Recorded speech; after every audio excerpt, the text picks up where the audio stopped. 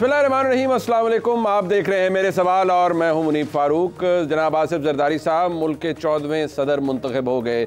जहां ये हो रहा है वहां आज पाकिस्तान तहरीक इंसाफ या सुन्नी इत्तेहाद काउंसिल, उन्होंने मुल्कगीर एहतजाज की कॉल दे रखी थी और ये कॉल जनाब इमरान खान के कहने पर दी गई। बंदे सलासिल हैं वो, लेकिन वहाँ से ही अपनी जमात को चला रहे हैं।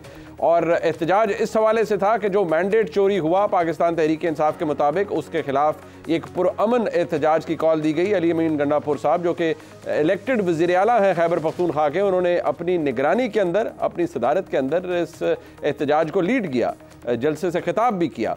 मुख्तलिफ जगह पर जो जलसे के हवाले से या एहतजाज के हवाले से लोग इकट्ठे हुए, अगर आप लाहौर को ही ले लें, मुतअद्दिद जगहों पर पुलिस का क्रैकडाउन हुआ, मुतअद्दिद शख्सियात को गिरफ्तार किया गया। बताया जाता है कि सरदार लतीफ़ खोसा साहब, उनको गिरफ्तार किया गया, जनाब सलमान अकरम राजा साहब, उनको गिरफ्तार किया गया और बहुत से लोगों को गिरफ्तार किया गया। एज़ वी स्पीक इस वक्त क्या वो गिरफ्तार हैं या रिहा कर दिए गए हैं? लेकिन सवाल ये पैदा होता है कि एक इलेक्टेड हुकूमत है पंजाब के अंदर भी, यहाँ पर भी एक इलेक्टेड वज़ीर आला है, लेकिन क्या पाकिस्तान तहरीक इंसाफ या सुन्नी इत्तेहाद काउंसिल का ये एहतजाज कानूनी हुदूद से बढ़कर था जिस पर यह क्रैकडाउन किया गया? सवाल ये भी पैदा होता है कि वज़ीर आला मरीम नवाज शरीफ साहबा मुतअद्दिद जगह पर जाती हैं, दस्ते शफ़क़त रखती हैं लोगों के ऊपर और उनके रैंडम विजिट्स हैं, लोगों से बात करती हैं, उनके मसाइल को जानने की कोशिश करती हैं, तो उस पर तनकीद ये क्यों की जा रही है कि ये सिर्फ ऑप्टिक्स है, ये सिर्फ दिखावे के लिए है? और फिर लोग उस पर बहुत सारे ताने भी देते हैं और बहुत सारी सोशल मीडिया के ऊपर एक ट्रोलिंग शुरू हो जाती है बाकायदा तौर पर। इस हवाले से भी प्रोग्राम के सेगमेंट में बात होगी।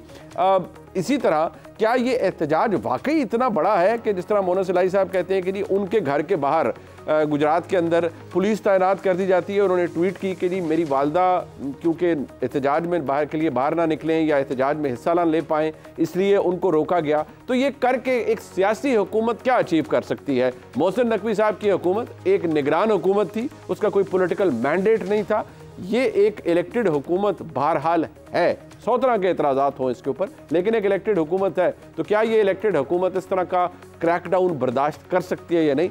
इस पर बात करने के लिए हमारे साथ मौजूद हैं वज़ीर इत्तलात अज़मा बुखारी साहबा, बहुत शुक्रिया आपका, और जनाब नदीम कुरैशी साहब जो कि मेंबर पंजाब असम्बली है, पाकिस्तान तहरीक इंसाफ से आपका ताल्लुक़ है, बहुत शुक्रिया कुरैशी साहब आपका भी। अज़मा बुखारी साहब, सबसे पहले अगर मैं इस बात पर आऊँ, ये कितना बड़ा एहतजाज था? वैसे आइडियली तो शायद ये होता, नॉर्मली ये आप करते भी रहे हैं और शायद हुकूमतें करती भी हैं कि अगर आपने एक एहतजाज का भांडा फोड़ना है कि बिल्कुल ही फालतू एहतजाज था, बंदे ही नहीं इकट्ठे हुए, तो आप उसके ड्रोन शॉट्स बनाएं, विजुअल्स बनाएं और लोगों को दिखाएं कि जी एक फ्लॉप एहतजाज था, करना है जो कुछ कर लें, कोई फ़र्क नहीं पड़ा।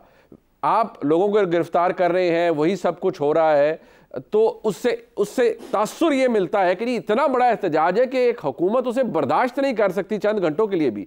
ये बैकफायर करता है आमतौर पर इलेक्टेड हुकूमतों के ऊपर। क्या आप ये बर्दाश्त कर पाएंगे?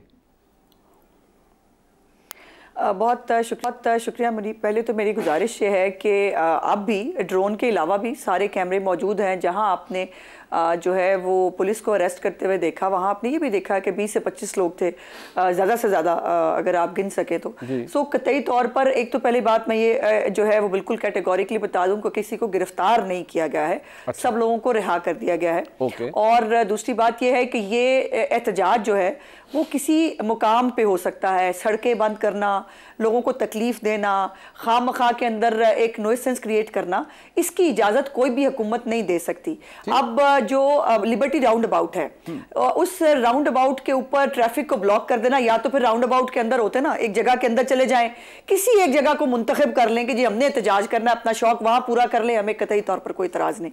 लेकिन हमने गली मोहल्ले के अंदर, चौकों के अंदर हमने खड़े होकर चौक ब्लॉक करने हैं 20-20, 25-25 लोगों के साथ। अच्छा। और हमने जो लाखों की आबादियां उनको तकलीफ देनी है, ऐसा नहीं हो सकता, ऐसा नहीं होगा ये। और फिर ये है कि बगैर किसी इजाजत के, बगैर किसी इंटीमेशन के, आप जिसमें दिल चाहेगा आप जिस भी सड़क को बंद कर लेंगे, तो वो मतलूबा सहूलत सूबाई वज़ीर इत्तलात के मुताबिक कानून को फॉलो करें। अगर सूबाई वज़ीर इत्तलात ये फरमा रही हैं कि पाकिस्तान तहरीक इंसाफ के मेंबरान लिबर्टी चौक के अंदर ग्रीन बेल्ट जो है उस राउंड अबाउट के अंदर खड़े होकर एहतजाज करें, आपको कोई एतराज नहीं है, कोई सड़क ब्लॉक ना हो तो आपको कोई एतराज नहीं है, किसी का रास्ता ना रुके तो आपको कोई एतराज नहीं, fine. Let me ask Nadeem Qureshi साहब, एक थोड़ी सी अमेंडमेंट के साथ कि वो जो ग्रीन बेल्ट है उसको उजाड़ने की इजाजत भी नहीं है। ये नहीं हो सकता कि जहां पर पौधे जो है लाखों रुपए लगाकर वो उसको खूबसूरत बनाया जाए, उसको सजाया जाएगी, आके उजाड़ दे। उजाड़ने की इजाजत किसी भी चीज की, उजाड़ने की इजाजत नहीं है, वो तो आपने बता दिया, ट्रैफिक की हो, किसी चीज को उजाड़ने की इजाजत नहीं। वजीर आला पंजाब ने बता दिया कि वो रूथलेस होंगी अगर वायलेट किया जाएगा कानून। वैसे हाँ, ये जो लफ्ज रूथलेस है इसमें बड़ा एहतजाज भी हो रहा है, लेकिन मैं आपके पास आऊंगा इसके ऊपर। मैं नदीम कुरैशी साहब, आपने अगर एहतजाज करना है दी तो आप राउंड अबाउट के अंदर ऐसी जगह खड़े हो जहां आपने पेड़ फल बूटे जो आपकी घास है, कोई गमले लगे हुए हैं, कोई चीज़ ख़राब नहीं करनी, और बड़े दायरे में, बड़े तमीज़ के दायरे में रहकर अगर एहतजाज किया जाएगा तो ना आप पर क्रैकडाउन होगा, ना किसी को वहाँ से जगह से हटाया जाएगा, बल्कि मुकम्मल तरीके से आप अच्छा एहतजाज कर पाएंगे। तो आप ऐसा एहतजाज कर लें फिर कुरैशी साहब। बिस्मिल्लाह रहमान रहीम। मैं आज़मा साहबा से अब असम्बली में मुझे मिलेंगी, एक तो माशाल्लाह मिनिस्टर बन गई हैं और मिनिस्टर बनते ही लबो लहजा वो चेंज हो जाता है। ये खुद पॉलिटिकल वर्कर रही हैं किसी ज़माने में, अब तो 10, 12, 15 साल से ये नोटेबल्स और इलेक्टेबल्स की पॉलिटिक्स कर रही हैं। मैं आपसे गुजारिश कर दूं, पाकिस्तान तहरीक इंसाफ के जिन लोगों को ये 20-20, 25-25 लोग फरमा रही हैं, शायद इन्होंने 9 फरवरी के ना जी वो फॉर्म 45 पढ़े हैं जो इन्होंने खुद तैयार करवाए थे, तो इनको अंदाजा नहीं है कि पाकिस्तान की कौम ने अभी हाल ही में, अभी शायद 1 माह हुआ है जी, इनको इक़्तिदार में आए हुए 10 रोज हुए हैं, और 1 माह पहले पूरी कौम ने अपने वोट से इस सारे टोले को मुस्तरद किया। मेरी हमेशा ख्वाहिश होती है सख्त बात ना की जाए, लेकिन जब इक़्तिदार के संघासन पर विराजमान लोग तकब्बुर से, रगुनत से अपने मुखालिफ लोगों को ये समझते हैं कि वो चींटियां हैं, वो कीड़े मकोड़े हैं, तो फिर अल्लाह के फैसले आते हैं। मेरा सवाल आपसे सिर्फ ये है कि आप एहतजाज पर आ जाए, आपके बंदे 2000 हो, 2 लाख हो, वो कह रहे हैं तमीज़ के दायरे में रहकर एहतजाज करें तो कोई नहीं रोकेगा, आप ऐसा एहतजाज कर लें कुरैशी साहब। अच्छा, इनसे तमीज का लेक्चर ले लेते हैं जिन्होंने कॉन्स्टिट्यूशन एवेन्यू पे पाकिस्तान के सबसे बड़ी अदालत के जजेस को थ्रेट किया था और पूरा एक बेला सजाया था, जिन्होंने पाकिस्तान तहरीक इंसाफ की जब गवर्नमेंट थी 3.5 साल की, कोविड के बाद जो दूसरी बला चिमटी हुई थी हमें, वो यही लोग थे।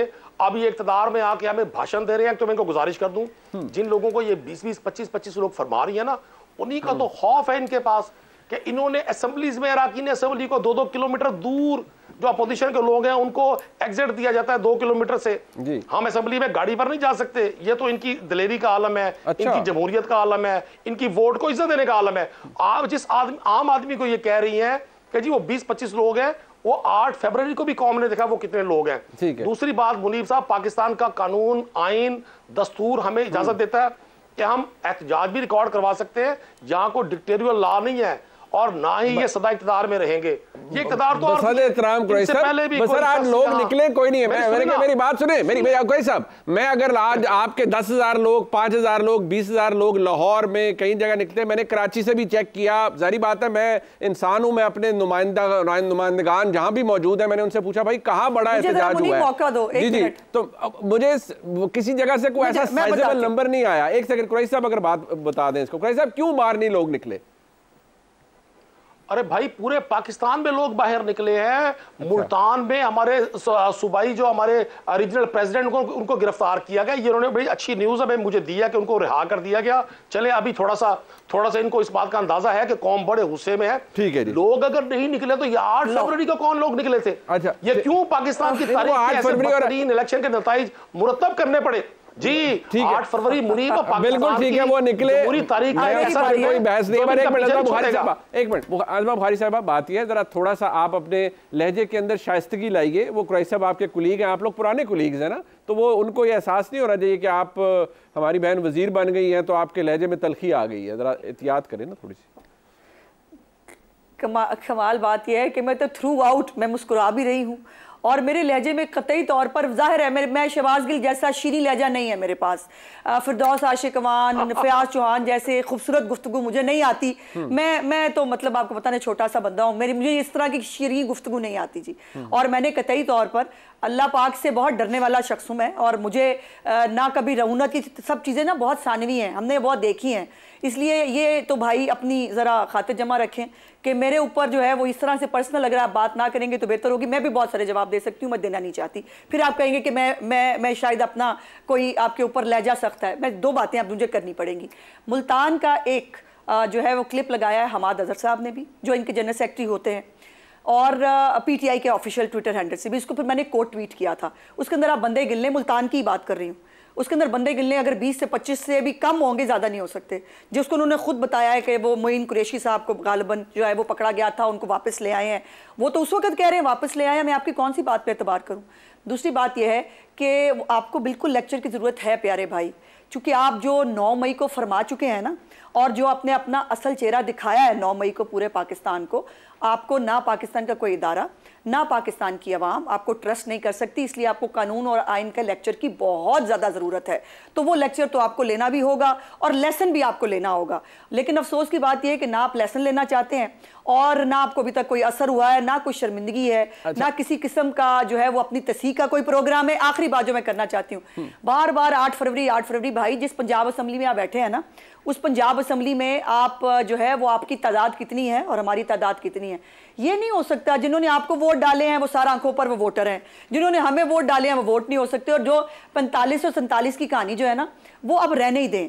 आपके जो नईम पचौता साहब हों या अली जफर साहब हों, या वो सब लोग जो है ना वो ये बात को एक्सेप्ट करते हैं कि अपने जो आपने जो जिब्रान इलियास के कहने के ऊपर जो आपके फॉर्म 45 बने थे ना, उन फॉर्म 45 80% के ऊपर जो है वो ना जो है वो सिग्नेचर्स हैं किसी पोलिंग एजेंट के, ना किसी के आईडी कार्ड नंबर है, ना थंब इंप्रेशन है। सो आपके वही कहानी है, वो उर्दू बाजार के वो बैलेट पेपर, वो 35 पंक्ति मुकद्दर जो है वो यही है। इन्होंने यही करते रहना, ये करते रहे, हम अपना काम करेंगे। हमारा काम आम आदमी की रिलीफ के लिए काम करना है।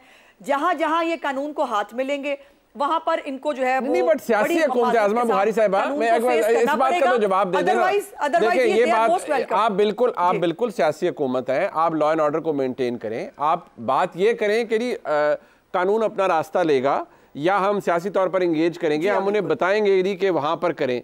लेकिन अगर एक इलेक्टेड वज़ीर आला ये कहेंगी कि भाई मैं रूथलेस होंगी, तो द वर्ड रूथलेस इसका डिक्शनरी मीनिंग ये तो कहा जाता है कि टायरेंट्स की जुबान है, ये एक इलेक्टेड वज़ीर आला की जुबान नहीं है। तो आपको नहीं लगता अल्फाज बेहतर हो सकते हैं? लेकिन देखिए ये वही वज़ीर आला हैं, वही वज़ीर आला हैं जिन्होंने इनके बाइकआउट करने के ऊपर भी, जब पहली स्पीच की उन्होंने तब भी कहा कि मैं मिस कर रही हूँ, ये काश ये होते, ये नारे लगाते मुझे अच्छा लगता। फिर वो खुद उठकर जो है वो अपोजिशन लीडर के पास गई उनकी सीट के ऊपर और उनको कहा कि मैं आपकी भी वज़ीर आला हूँ और मैं आप सबको साथ लेके चलना चाहता हूँ। इन रिटर्न क्या होता है?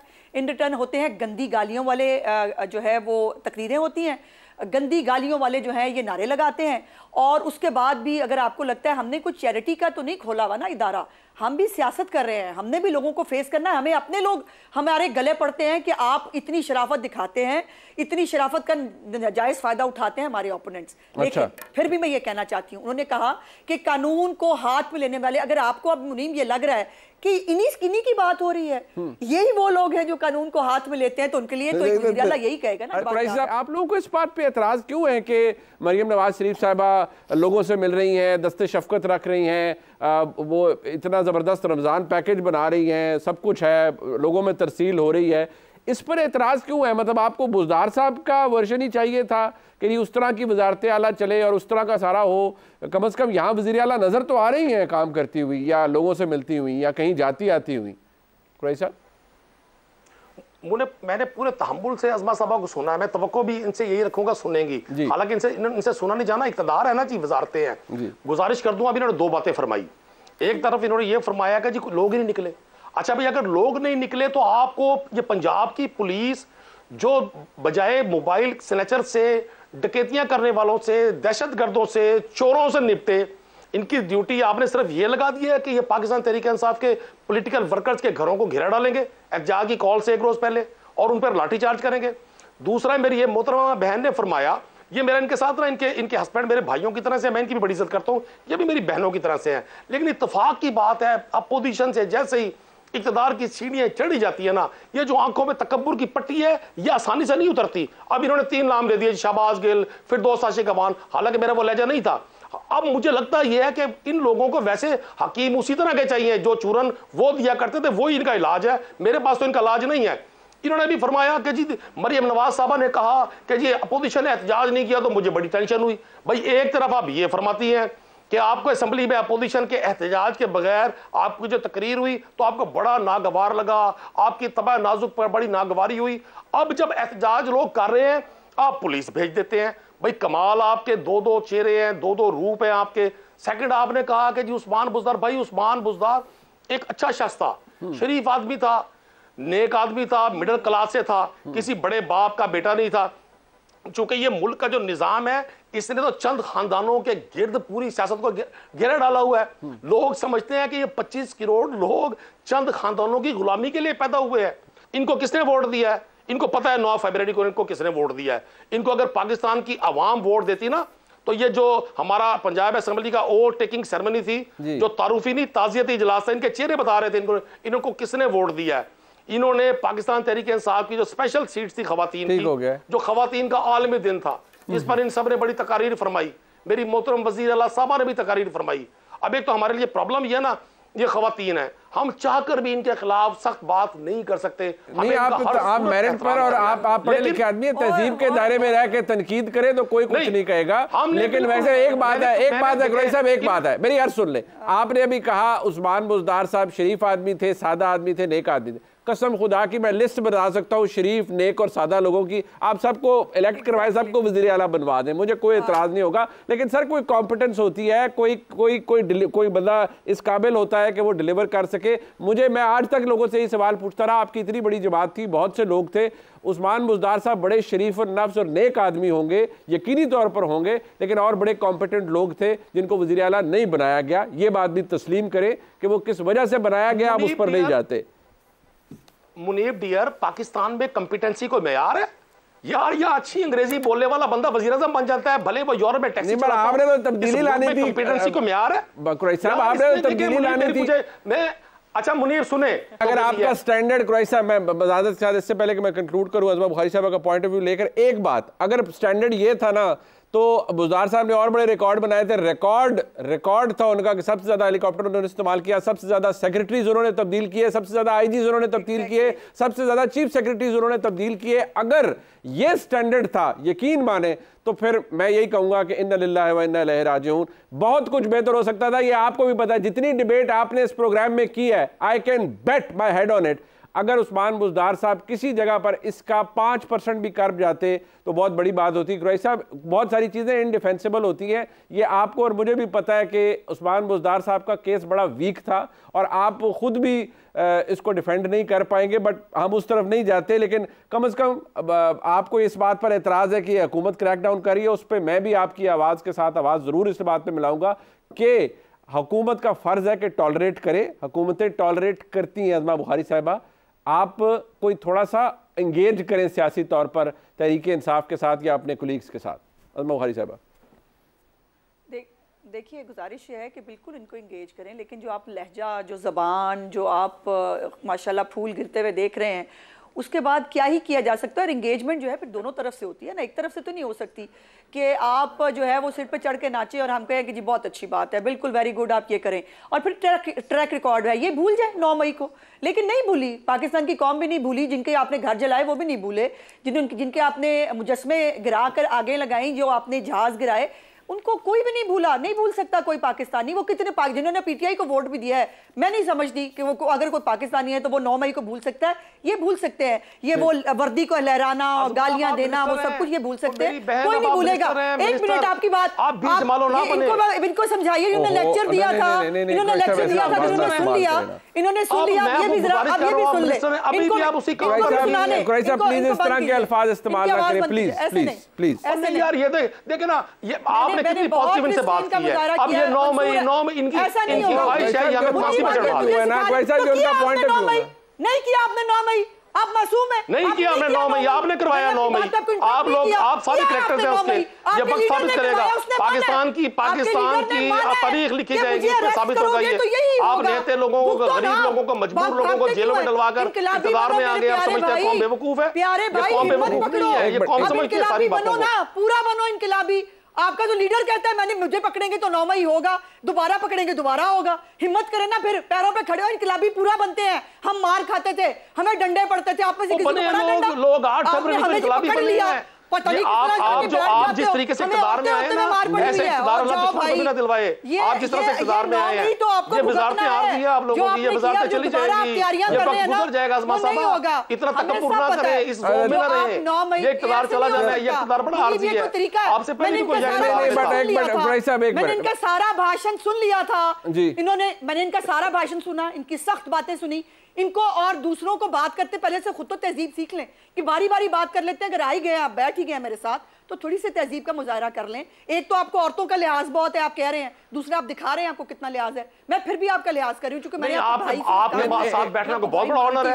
आपके साथ बैठना हमने एक डिसेंट डिबेट करनी होती है, हमने एक डिसेंट डिबेट करना। मैं वोटों के साथ मुंतखब हुआ हूं, बगैर वोटों के साथ आई है। आप खुशामद से आए हैं, भाई बात ये है, मुझे बड़ा फर्क है। मैं वोटों से मुंतखब हुआ, आप खुशामद से मुंतखब हुई हैं। आप खुशामद से आइन में बहुत फर्क है। नहीं, बट आइन में नहीं मिलनी आपको। बात ये है, ये औकात है, ये औकात है इनकी। देख लीजिए कि दूसरों की रिजर्व सीट्स अपनी मांग रहे हैं और जो मुझे कह रहे हैं मैं बगैर वोट लेके आई हूं। मेरे वोट लेके, औरतों के वोट लेके इलेक्ट होते हो आप, औरतों के वोट लेके इलेक्ट होते हो आप एमपी हो के आए हो, सिर्फ मर्दों के वोट लेके नहीं आए, औरतों के वोट लेके आए हो। आई थिंक ये बड़ी अनडिजायरेबल सी डिबेट है। खवातीन को प्रोवोक ना करें, कुछ नहीं होगा इससे। आपके शोर शराबे से कुछ भी नहीं होना, आपके शोर से कुछ भी नहीं होगा। ये पॉइंट ऑफ व्यू अपना है, आपको you have to face it.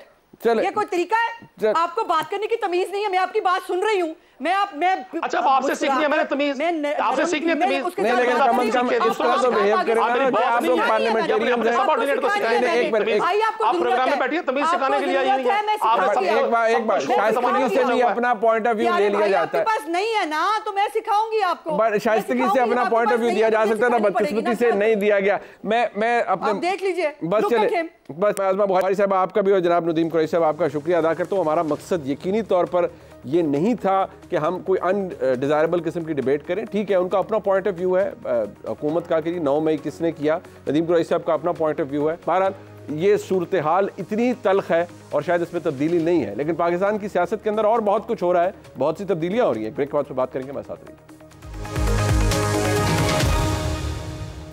Pakistan की सियासत के अंदर बहुत कुछ बदल गया है और बहुत कुछ बदल रहा है। जानेंगे आज के हालात और इन पर तबसरा। जनाब मुजीबुर रहमान शामी साहब हमारे साथ मौजूद हैं और जनाब मोहम्मद मालिक साहब हमारे साथ मौजूद हैं। शामी साहब, मैं आपसे आगाज़ करना चाहूँगा। जनाब आसिफ जरदारी साहब मुल्क के 14वें सदर मुंतखब हो गए।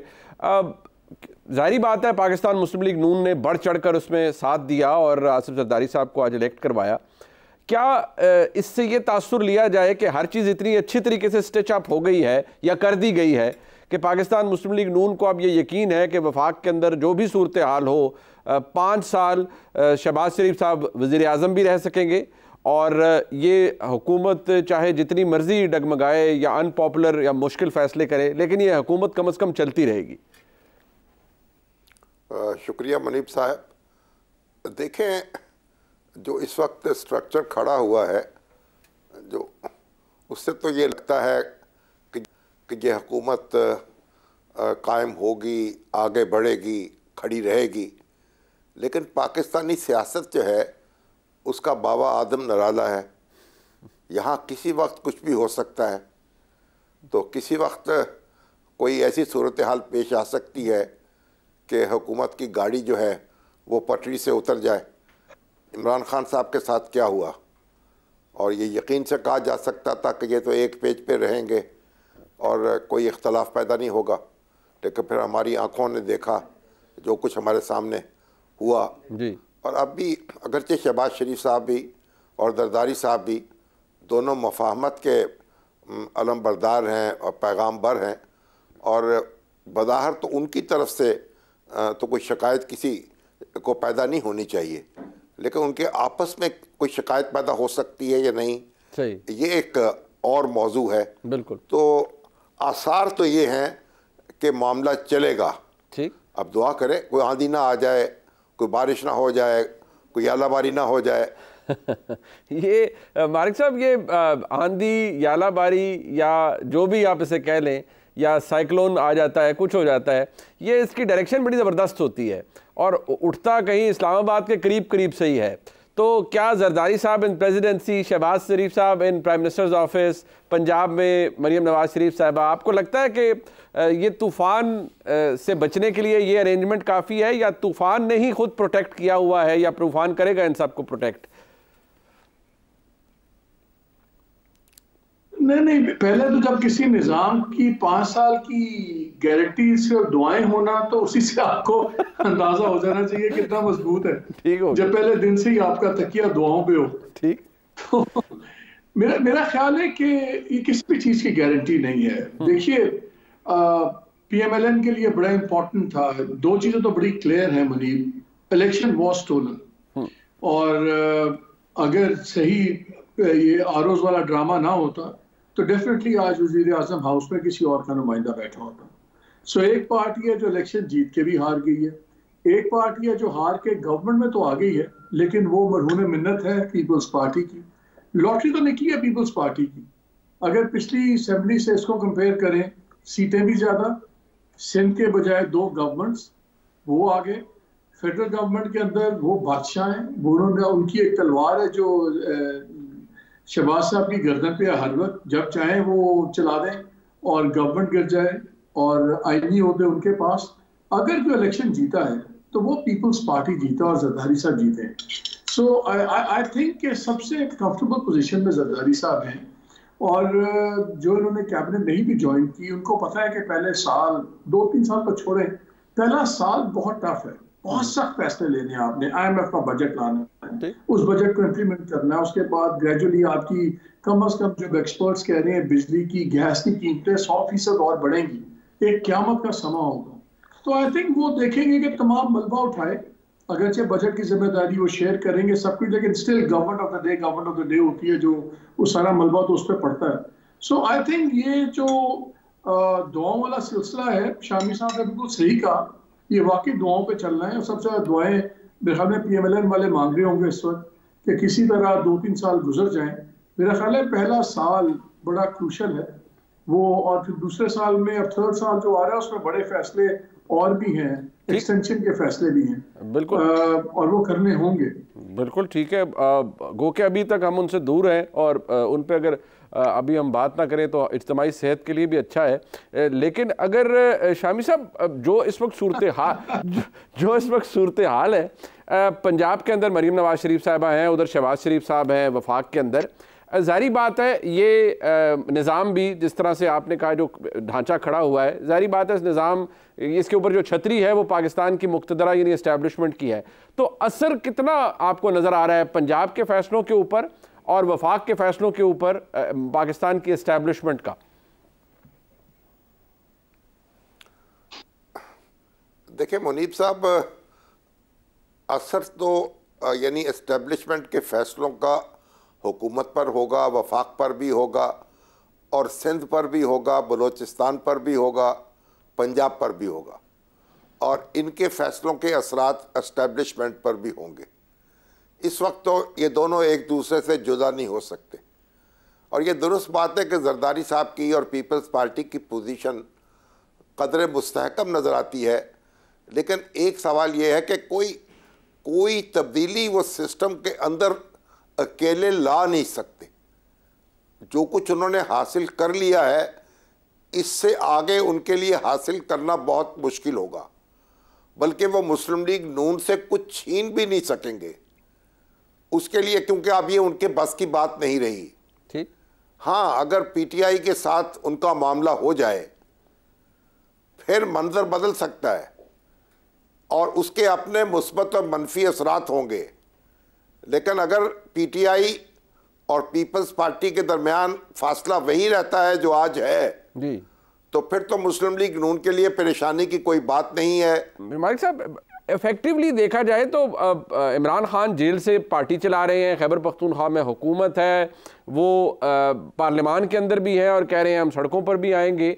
तो आपको लगता है कि पीटीआई ने या इमरान खान ने रेकनसाइल कर लिया है जो हालात बने हैं उससे कि भाई ऐसा ही निज़ाम चलना है और फिर इसी में से कोई गुंजाइश हमने निकालनी है या हमारे लिए निकलेगी, क्योंकि मियां नवाज शरीफ के लिए भी निकली जब वो 18 में गिरफ्तार हुए, फिर जाहिर बात है एक वक्त आया कि फिर एस्टैब्लिशमेंट ने उनको रिलीफ दिया और वो बाहर गए। तो इस तरह इमरान खान साहब को भी आपको लगता है ये रिलीफ मिल सकेगा in the times to come और may be in the months to come? Munib, अभी इमीडिएटली तो नहीं मिलेगा। देखिए, एस्टैब्लिशमेंट ने सब कुछ करके गवर्नमेंट बना ली है। इमरान खान ने जो मर्जी कर लिया, जितना मर्जी रिजल्ट दिखा दिया, सॉलिड दिखा दिया, टर्न आउट और सीटें भी जीत के, लेकिन वो अंदर है, पार्टी की इक़्तिदार से बाहर है, एक सूबे में गवर्नमेंट है, आज भी उनके लोग गिरफ्तार हो रहे हैं। सो एस्टैब्लिशमेंट ने गवर्नमेंट जो बनानी थी बना दी सेंटर में, और वो भी चलेगी और भी चलाई जाएगी। पब्लिकली इमरान खान अपना स्टांस नरम नहीं कर सकते, अगर वो सॉफन करेंगे उनकी सपोर्ट बेस डैमेज होगी, इसलिए पब्लिकली तो वही स्टांस रहेगा, सब कुछ चलेगा। आज गंडापुर साहब ने भी कहा कि जी सदर को कबूल करना तो जरूरी है, मानना पड़ेगा कि वो सदर हैं, तो फ्लर्टेशन तो शुरू हो गई है। मेरा ख्याल है ये ताल्लुकात तभी जरदारी साहब इनसे तभी ज्यादा सीरियसली भी गुफ्तगू करेंगे या फ्लर्ट करेंगे जब वो सोच लेंगे कि सेंटर में अगर हमें तब्दीली लानी है, उसके लिए तो करें, उसके बगैर वो नहीं करेंगे। वो इसलिए भी मिडिल ग्राउंड नहीं प्ले करेंगे। देखिए, एस्टैब्लिशमेंट को भी चाहिए जरदारी साहब जैसा एक बंदा जो कल कलाम को जब बात करनी हो तो वो ब्रिज बन सके पीटीआई और एस्टैब्लिशमेंट के दरमियान में। आफ्टर ऑल किसी ना किसी को तो एक स्टेज पे आके आर्बिट्रेशन करवानी होगी, बातचीत करनी होगी। लेकिन ये मेरा ख्याल है कि जरदारी साहब कोई ऐसी आर्बिट्रेशन नहीं करेंगे जिसका बेनिफिशरी पीएमएलएन हो। वो तभी करेंगे जब उनका बेनिफिशरी उनकी पार्टी हो और फिर बारी लगती हो बिलावल साहब की। एक मुख्तसर सा यहाँ ब्रेक लेते हैं जी, मैं वापस आऊँगा, जरा पॉलिसी के हवाले से बात थोड़ी सी हो जाए, क्योंकि मोहसिन नकवी साहब की हुकूमत थी, वही सब कुछ, जारी बात है वो एक नैरेटिव था। मरियम नवाज शरीफ साहिबा की पंजाब में हुकूमत है, तो अब भी वही पकड़ दकड़, वही सब कुछ हो रहा है। एक ब्रेक के बाद उस पर बात कर लेते हैं। शामी साहब, फ़र्क कोई नहीं है, मतलब अब पाकिस्तान तहरीक इंसाफ ने कॉल दी हमने एहतजाज करना है, अगर देखा जाए कोई बहुत बड़ा क्राउड भी कहीं इकट्ठा नहीं हो पाया, या मतलब ठीक है 50, 100, 200 लोग किसी जगह इकट्ठे हो जाना। अब आज ही की तारीख में जी सलमान अकरम राजा साहब भी गिरफ़्तार हो जाते हैं, लतीफ़ खोसा साहब भी गिरफ़्तार हो जाते हैं, और महमूद रशीद साहब के साहबजादे भी गिरफ़्तार हो जाते हैं, और कोई इतना बड़ी कोई मैस मूवमेंट ऐसी नज़र नहीं आती कि जी कोई हज़ारों की तादाद में लोग बहुत ज़्यादा निकल आए हों, लेकिन पॉलिसी वही है। तो ये एक हद तक तो चलता रहा, लेकिन आपको लगता है कि ये एक्सेप्टेबल रहेगा, या ये अब एक सियासी हुकूमत के लिए काउंटर प्रोडक्टिव होगा जो हो रहा है? देखिए मुनीब साहब, अगर आप अपनी तारीख पर नज़र डालें जी, तो सियासी हुकूमतें जो हैं वो ये पकड़ धकड़ की पॉलिसी जो है इसको अफोर्ड नहीं कर सकती, और माजी में जिन हुकूमतों ने ऐसा किया है, इक़्तिदार उनके हाथ से निकल गया है। मरियम को मोहसिन नकवी की पॉलिसी फॉलो नहीं करनी चाहिए। मोहसिन नकवी जो थे वो एक निगरान वज़ीर आला थे, वो उनका कोई सियासी यानी फ्यूचर जो था उसकी वो तामीर नहीं कर रहे थे।